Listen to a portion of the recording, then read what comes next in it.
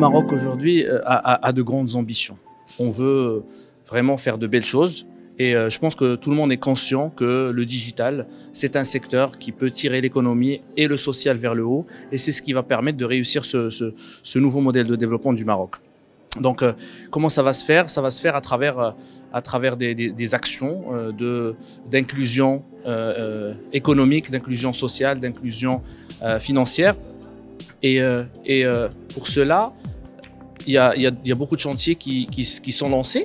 Il y a beaucoup de chantiers autour du e-gov, autour du e-citoyen, des chantiers très ambitieux, des chantiers autour de l'industrie 4.0, dont le plan d'accélération industrielle, nous avons de grandes ambitions. Mais tout cela, tout ça, c'est des opportunités que le Maroc doit préparer et accélérer pour pouvoir lancer cette dynamique.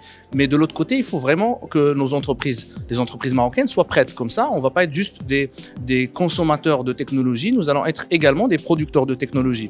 Donc, nous avons deux axes sur lesquels il va falloir travailler. D'un côté, travailler sur nos entreprises, il faut qu'on soit un secteur fort, un secteur où nous avons un gisement de compétences qui permet de répondre à tous ces besoins-là. Et bien entendu, de l'autre côté, avancer sur ces grands chantiers. Donc, bien sûr, c'est quelque chose qu'il faut travailler en étroite collaboration avec les acteurs de l'IT, représentés par la fédération APEBI, mais il y a aussi une volonté du gouvernement et c'est notre rôle aussi de, bien sûr, travailler pour nos membres, pour les connecter aux opportunités, pour les connecter à toutes les régions et les secteurs.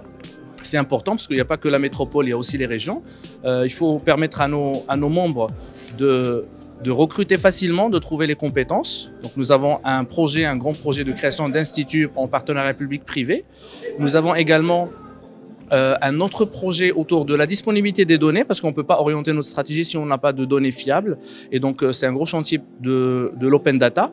Il faut aussi aider nos membres à porter leurs doléances pour pouvoir avancer et avoir un doing business digital qui permet à ces entreprises-là de se développer. Mais il y a aussi un cinquième projet très important, c'est la création d'une confédération pour aider nos membres et les acteurs de l'IT d'une manière générale à créer des partenariats pour pouvoir exporter, notamment pour l'Afrique subsaharienne, où il y a d'énormes opportunités. Donc je pense que le bilan, aujourd'hui, il est intéressant puisqu'on a eu quand même beaucoup de choses qui ont avancé. Nous avons, heureusement qu'on a pu avoir un prérequis solide qui va nous permettre de passer à l'étape suivante. Nous voulons capitaliser sur tout ce qui a été fait. Il y a eu un travail extraordinaire qui a été réalisé. Maintenant, c'est une deuxième étape. Et pour cette deuxième étape, il faut peut-être être dans la rupture d'un certain nombre de sujets, mais consolider d'autres et partir à l'étape suivante et créer d'autres opportunités et fédérer encore plus.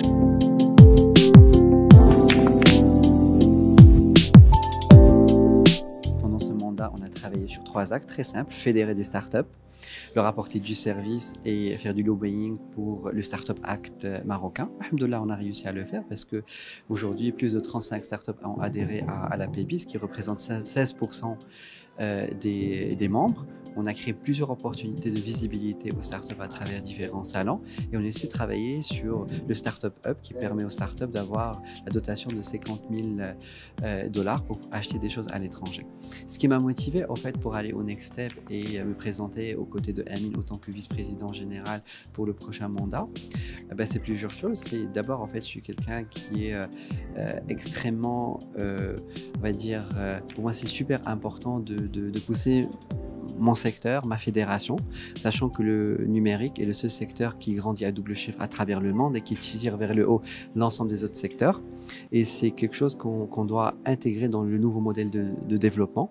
C'est pour ça que c'est super important et c'est le seul moteur qui va permettre le développement économique et social de notre pays. Donc voilà ma motivation forte et puis pas mal de frustration par rapport à des choses qu'on peut, on va dire, améliorer.